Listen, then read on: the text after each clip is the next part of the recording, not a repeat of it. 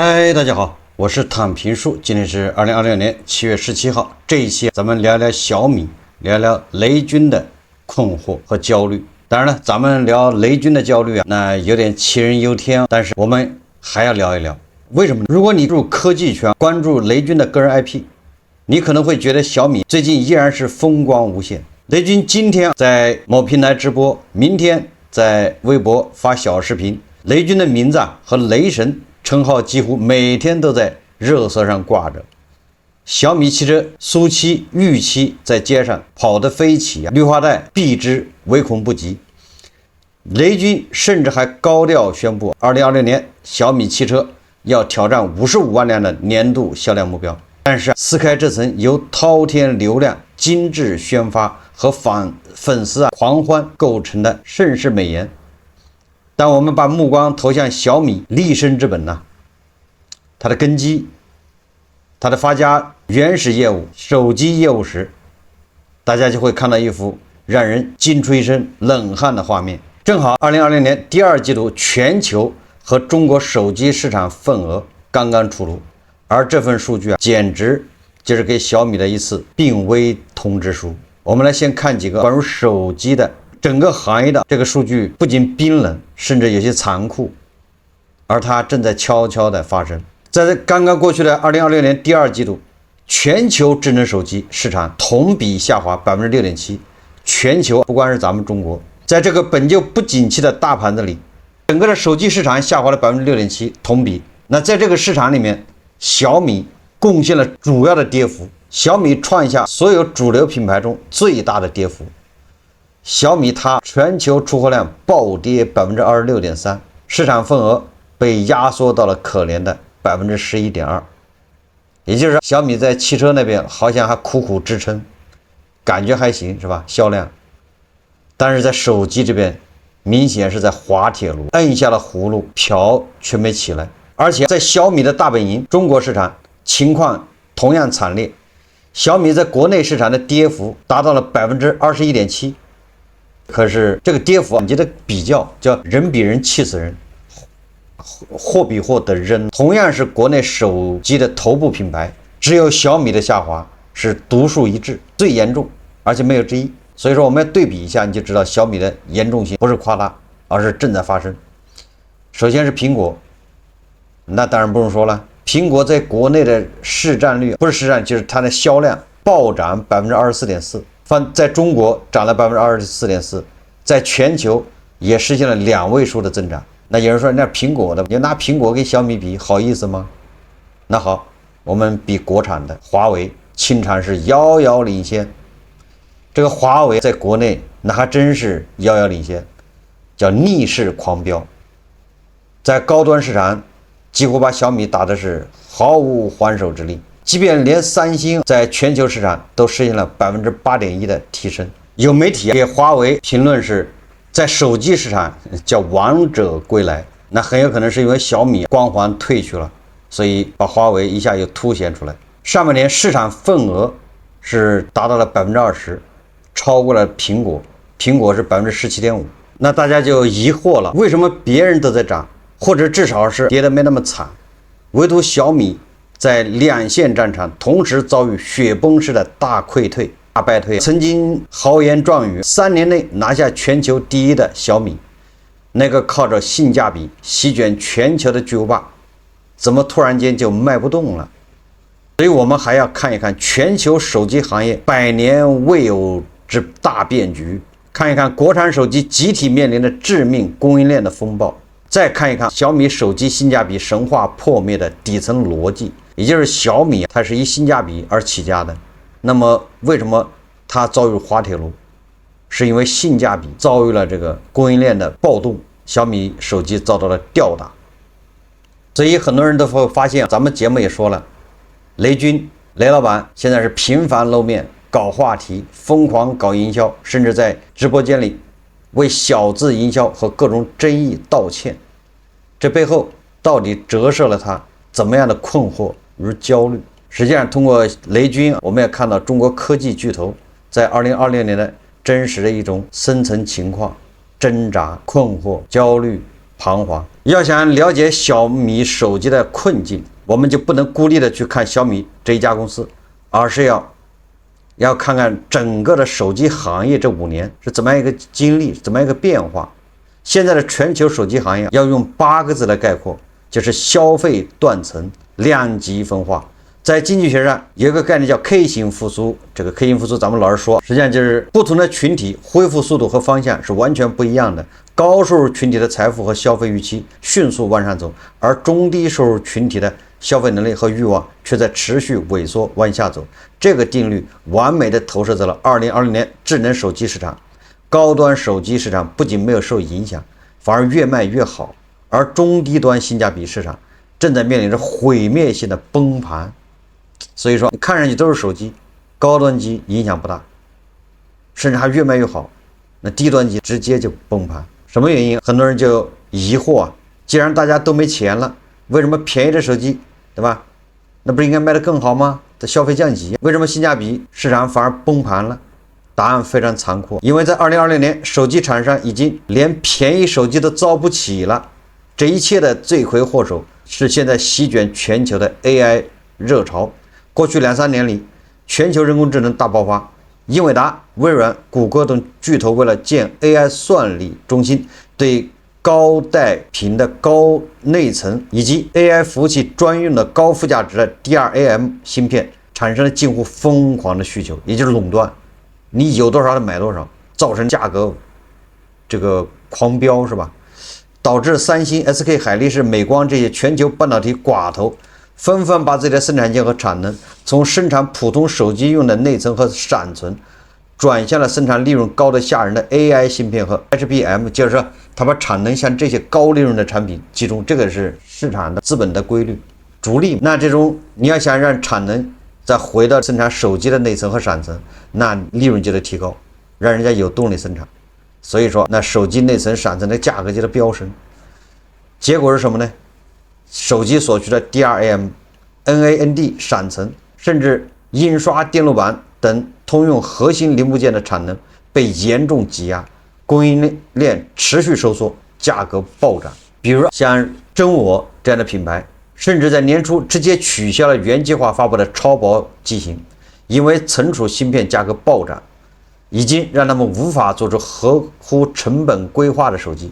也就是再按这样的配置来生产手机，不仅不赚钱，还要赔钱，所以它直接取消了。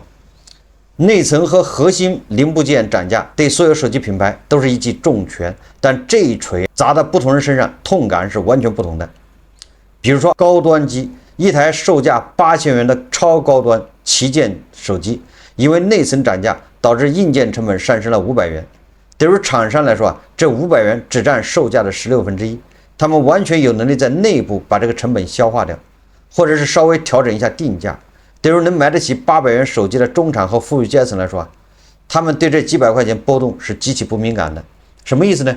这个成本增加了这500块，那么厂商可以把定价加100块钱，本来是8000，卖8100，再给你一些乱七八糟的什么小礼包，这大家懂。那所以消费者感觉好像涨得不多，虽然多了100，但是我好像他送了我一个啥，对不对？因为你这个高端手机，你这个供应链，你可以把剩下的400块钱转嫁到这供应链头上，让他们压价，你们的成本够高嘛，对不对？那再多出来还几十块钱自己承担了。所以说这个对高端机利润的侵蚀不大，一下就敏感了，一下就明白了。但是中低端性价比手机，一台售价2000元的手机，成本同样上涨500块，这就占到了整机售价的整整1/4。如果你是厂商，你不涨价，那就是卖一台亏一台。你把这个500块转一个供应链，那供应链扛不住，因为合着我一共就卖给你300块钱东西，和你还要从我这儿让我再承担80块钱的降价，那我承担不起，对不对？明白啥意思吗？这个你200块钱手机，你要涨100，2000块钱涨100，那就因为本来买2000块钱手机的人，他就对价格敏感，他买不起贵的手机，你涨100对他来说那就是个事儿。所以说卖一台亏一台。如果选择把这500块钱转嫁给消费者，把价格涨到2500，那消费者就会拿脚投票。性价比用户他本来追求的就是极致的性价比，所以小米它本来吸引的用户就是追求极致性价比的，这跟苹果就不一样了。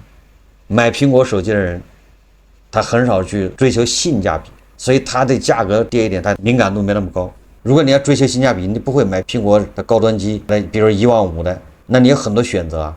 所以这就导致了小米手机，它以性价比著称的，以性价比以前靠这个攻城拔寨的，现在就遭到问题了，因为它的用户实际上就是这种用户，价格敏感，那就导致不涨价就是死，亏死，涨价那没人买，那更死，还不如不涨价把它卖掉。因为你要涨价卖不掉，那变成库存，你放在你的库房里面变成垃圾。所以在这种大背景下，包括三星在内，其移动业务的营业利润都出现了断崖式下跌，甚至还有机构预测三星移动业务利润也有可能会转负。但是在中国，长期靠低价走量、薄利多销的打开市场的国产手机厂商更是首当其冲，陷入了越卖越多、亏得越多的恶性循环。下调出货目标成了他们控制亏损的无奈选择，也就是只能少卖点，你市占率就小了，对吧？你销量就下降了，开头那一幕就合理了。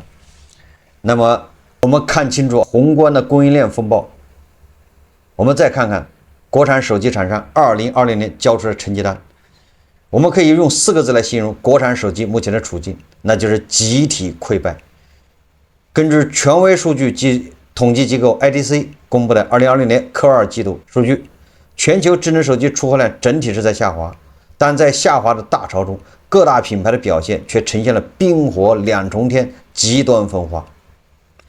我们来看看 IDC 公布的全球前5大品牌的数据特征。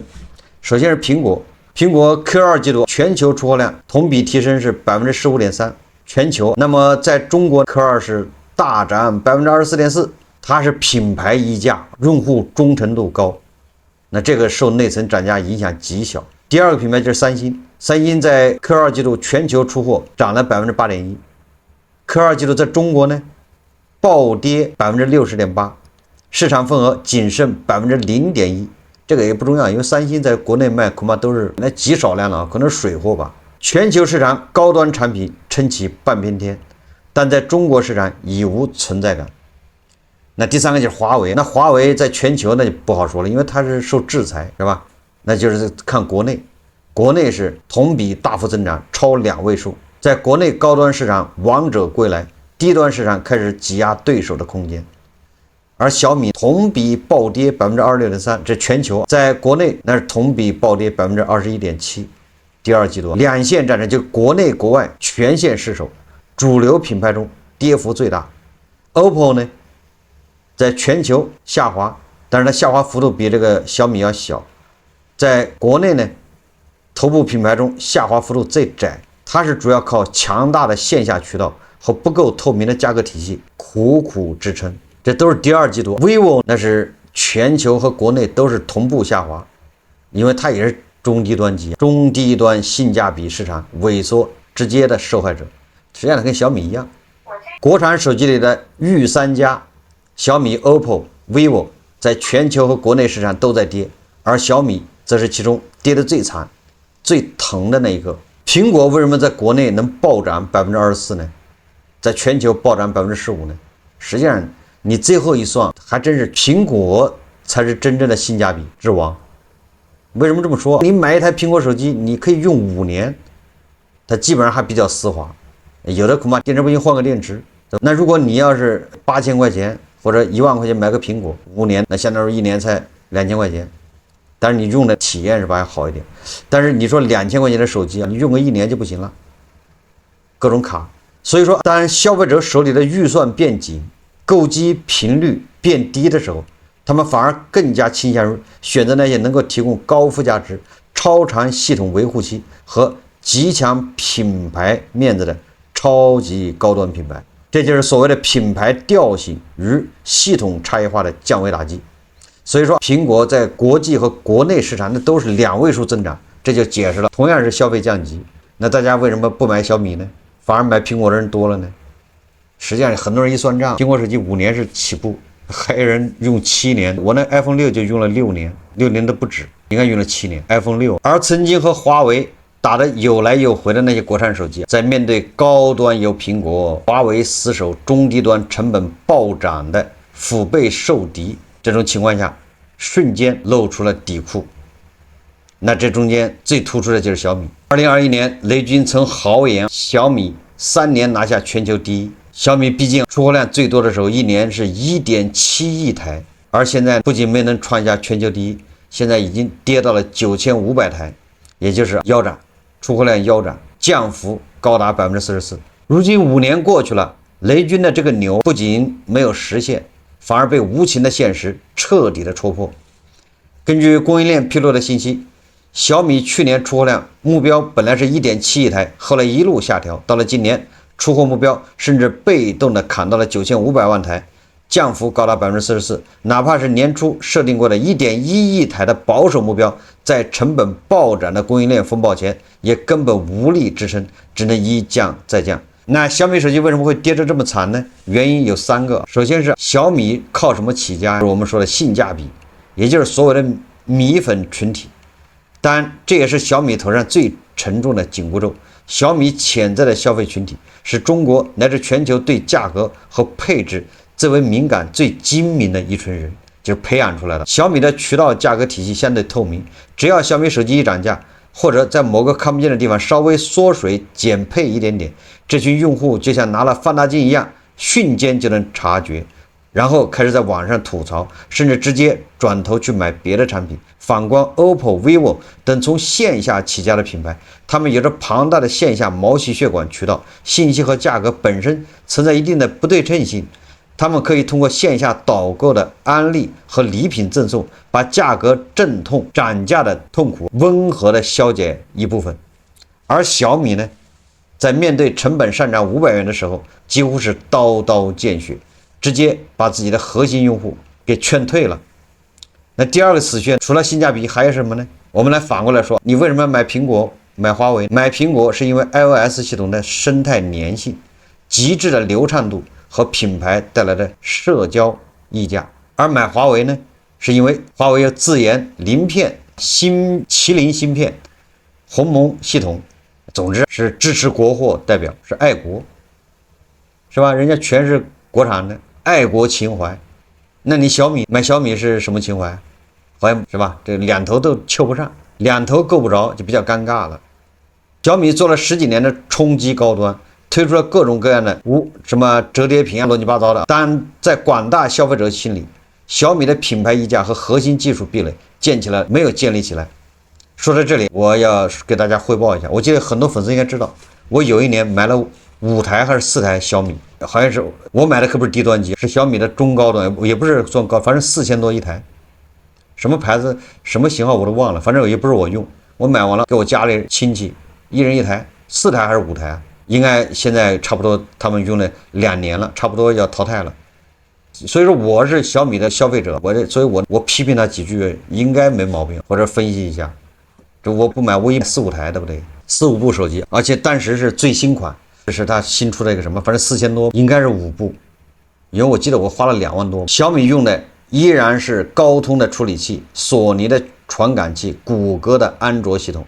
一旦这些通用零部件涨价，小米的技术护城河就没了。它又能拿什么去吸引那些愿意花7000、8000元买手机的高端用户呢？而且小米你怎么说，跟高端好像就不沾边儿，是不是？在经济好，大家都愿意尝鲜的时候，小米或许还能靠堆料、靠即刻炫技卖出一些高端机。当经济进入 K 型复苏，大家要求稳定、保值、耐用的时候，小米瞬间就被打回了原形，跌入凡间。那第3个就是小米存在一种既要又要的这个产品规划。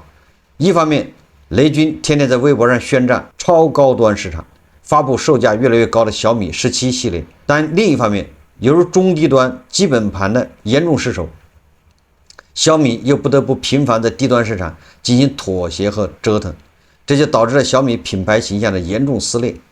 你到底是想做和 iPhone 17叫板的续航之王高端旗舰，还是想继续做那个1999起步的青年人第一台手机？青年人第一个，既想要高端的利润，又舍不得低端的流量，结果就是高不成低不就，高端上不去，低端的被成本卡死。那小米遇到的问题不光是手机这一块，实际上在小米汽车这儿压力更大，手机业务遭遇历史性的倒退。那么雷军倾注了全部的心血，声称是自己人生最后一次重大创业的小米汽车，能成为拯救小米的超级飞轮吗？表面上看，小米汽车确实创造了奇迹。2025年全年，小米汽车销量冲破了41万辆，首次跻身行业前10。到了2026年，雷军更是信心爆棚，在直播中宣布2026年全年销量目标是55万辆。并且计划在今年密集推出包括新一代苏7纯电 SUV、御7增程 SUV、昆仑系列在内的6款新车。这听起来是不是像一首高歌猛进的狂想曲？但是仔细算一算账，大家就会发现，雷军面前摆着的是一座无法逾越的火焰山。首先，第一个是销量目标的数学宣扬。为什么？我们可以做一道简单的数学题。2020年第一季度已经结束，对吧？小米汽车1月交付 3.9 万辆，2月因为过年跌到了2万辆，3月同样只有2万辆。整个一季度，小米汽车累计交付是8万辆，那乘以4的话，也才32万辆，它是55万辆，这肯定达不到。接下来的9个月里，小米汽车必须做到月均交付超过 5.2 万辆，而月交付 5.2 万辆什么概念呢？在小米汽车历史上，只有2025年12月，在政策刺激和年底冲量的情况下，勉强突破过一次5万辆，那是各种利好堆积在一起，小米达到了5万辆。那现在你说在这种内卷是吧？大家往死里卷的情况下，华为汽车都在赔钱，你说它一个月还能逆势到 5.2 万辆？现在雷军要求小米在接下来的大半年里，每个月都要维持在历史最高峰的顶格水平。这已经不是什么宏伟目标，这需要一场真正的销量奇迹。更要命的是，2020年中国新能源汽车市场已经不再是2年前那个闭着眼睛就能增长的蓝海。2020年一季度，国内新能源乘用车渗透率已经历史性的突破了 53%， 现在已经 63% 了。这意味着新能源汽车已经从增量扩张彻底转入了你死我活的存量竞争阶段。在20万到30万这个小米最核心的价位区间，蔚来、理想、小鹏在疯狂的出牌，华为的鸿蒙智行更是带着5届对吧军团进行了地毯式的包抄。在这个修罗场里，小米汽车每多卖一辆车，都要从别人的嘴里活生生的啃下一块肉。为了卖车，小米甚至不得不爆出拉来数名特斯拉骨干大将来抓销售和生产。雷军内心的焦虑其实早就通过这些高管的人事变动暴露无遗。汽车是重资产、长周期、低毛利的行业，手机在亏，汽车要实现55万辆，又需要海量的研发、渠道和产能投入。一旦汽车的销量无法在今年达到预期，无法形成规模效应，那么前期砸进去的100亿、1000亿资金就会变成套在小米脖子上最沉重的枷锁。大家知道，小米现在双龙驱动，一个是手机，手机上是它的基本盘；一个是汽车，汽车前2年发展势头还不错。但是就在这个瓶颈期，就在这个要命的时候，如果汽车上不去，那明年汽车和手机双爆脆，双重打击，戴维斯双杀，受得了吗？扛得住吗？所以你说雷军他能不焦虑吗？我们把手机的困境和汽车的重压结合起来，构成了今天小米面临的全景式的危机。它小米做的其他东西都不用看了，是吧？什么小家电、乱七八糟，那都是贴牌，无伤大雅。路由器，是吧？音箱、扫地机器人，身处暴风雨中心的那个人正是雷军，雷老板，雷布斯，雷仁勋。所以我们有理由相信，雷军是目前全中国甚至全球科技圈里最焦虑的 CEO， 没有之一。因为人家在玩 AI， 对吧？在巨额投入 AI， 没有办法，在搏未来5年以后还有没有它？人家在搏这个的时候，小米还在苦苦的为它手机产业行业业务线在急速下滑崩盘，还要他关心它的汽车怎么能赚钱，能达到它的产量。刚才已经说了，你汽车销量越低，因为你那个产线不刚才说了吗？昨天咱们节目说是吧？产线要折旧的，完了之后你拖到后年，那你产线都要更新了，对不对？那哪来的钱更新？他为什么抓销量？销量就把产线的成本平摊到这么多销量上面去，他才能扛得住。所以说有网友说的，恒大那个汽车叫恒驰汽车是吧？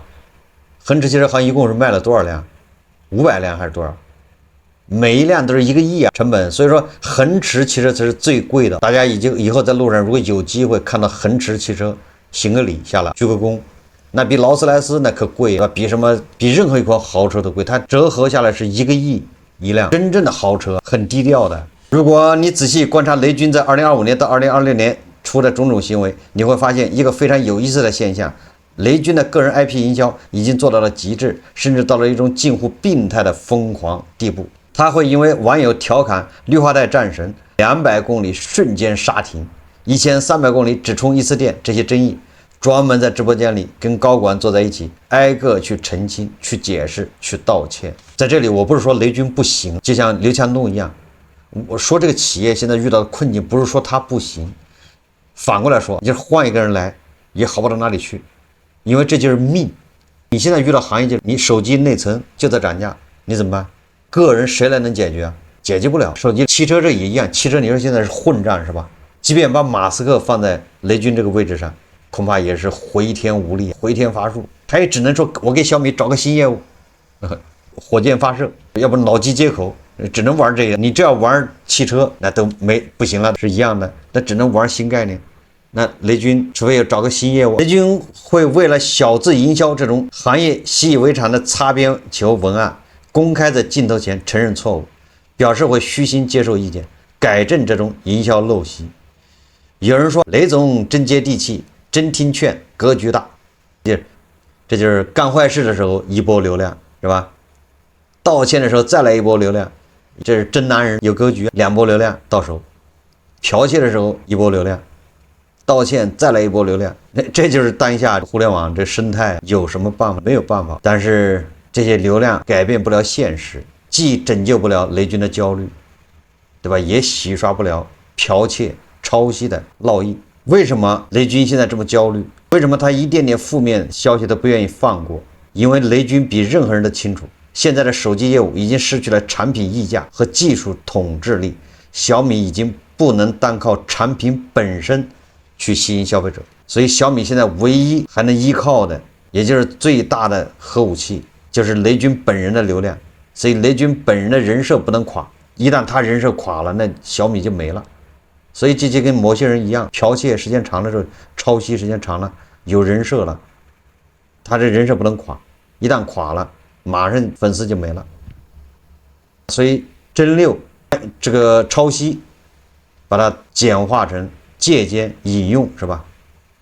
雷军是在用自己的肉身，用自己每天在镜头前的曝光，去给小米手机和小米汽车强行续命和带货，所以他必须要保持自己完美的人设，必须让雷军这个2个字永远挂在热搜上。因为一旦他的个人流量冷下去，一旦网友对雷神祛魅，小米那个缺乏底层核心技术和高端溢价品牌的形象就会瞬间裸奔在残酷的市场上。流量可以让你一夜暴富，但流量无法帮你把内层芯片的价格打下来，也无法帮你在存量竞争的车市凭空多出20万个买车的中产。流量不是一切，流量不是能洗刷你的过去，再多的人支持你，改变不了这种剽窃的事实。最后我再说一下，雷军的焦虑和疯狂营销不是作秀，而是一个成熟的企业家在面临时代大变局时最真实的本能的挣扎与自救。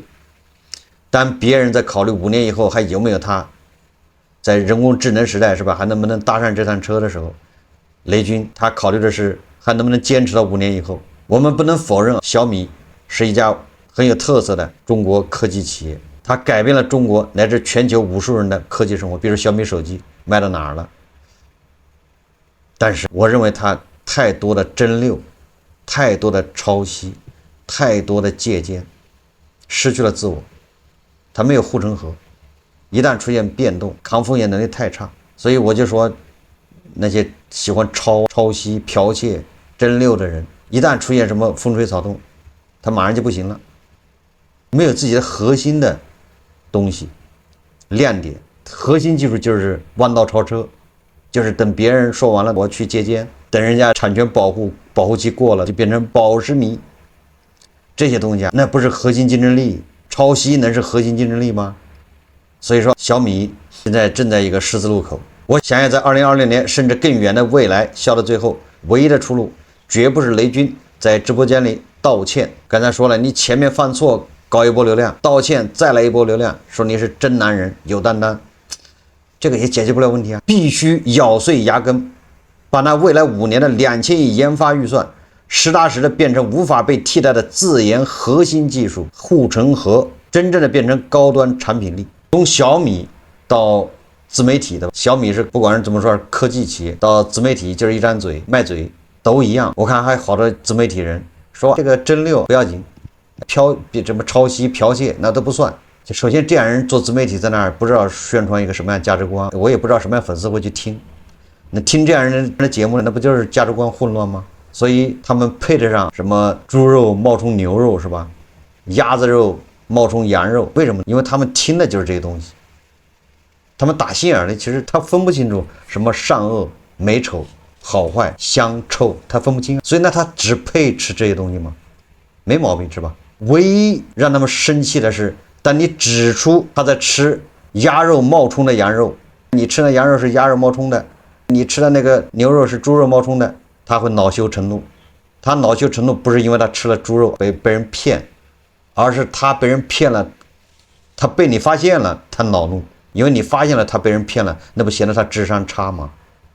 认知低吗？所以他不是为他吃了那些伪劣产品而恼怒，他是为他吃伪劣产品被你发现了而生气，而暴跳如雷，而跑过来纠缠。这就是人心。我再强调一遍，小米它有它的优势，但是没有办法，谁也不能以个人意志为转移的说能让它改变。就像那个京东一样，在这个小胡同里面，在这条不归路上，只能是走一步算一步啦。当初搞新能源汽车或许就是错误，做了自己不擅长的事情，那现在就是焦虑，甚至有可能，或者如果你本人的特长，你不具备做自媒体，你强行做自媒体，我可以很负责任的告诉你，时间长了你一定会得抑郁症，一定会的。你现在赚的钱不够你以后看病的。我可以负责任说，因为自媒体它有2个大问题，我每次直播都说了，一个叫流量焦虑，一个叫内容焦虑。你做自媒体的人，你就不知道明天要讲什么，下一个节目讲什么，你不讲没有流量，除非你是那种玩票性质，就是你有正当的工作，你一个月挣8000，或者是2万，或者是5万，自媒体只是你个爱好，我这人嘴闲不住，我就想说2句，这种可以，那是环球时报说的，真的是爱好。如果你把自媒体当这个饭碗，你想靠这吃饭，所以很多人就会走入误区，很多人实际上是不具备做自媒体的先天性的这种条件，所以那你要做10有8九会得抑郁症。挣的钱是用来看病的。我刚才说了，理由就是因为做自媒体的都有流量焦虑和内容焦虑，时间长了他会人格分裂。你想一想，那为什么喉舌部门比如说 CCTV 那得那些奇奇怪怪的病的人多？为啥？不能不思考，因为他总是在装，他不是这种人，他装成这种人，时间长了他总会2个我在打架，每天都在战斗，2个我之间。好了，能听懂就听懂，听不懂就拉倒，是吧？这个大家也可以关注一下很多做自媒体的，做的时间比较长的。首先你看他能做多长时间，是做3年了还是5年还是10年一直在做，你再看他状态，他是不是已经看上去忧郁抑郁。我不敢说所有人做自媒体都会抑郁，这里面我估计至少60%到70%的最终是抑郁，一定会得病，主要是抑郁症、精神分裂。好，这期节目咱们就聊到这里，感谢大家收看。如果喜欢我的节目，欢迎订阅评论，谢谢大家。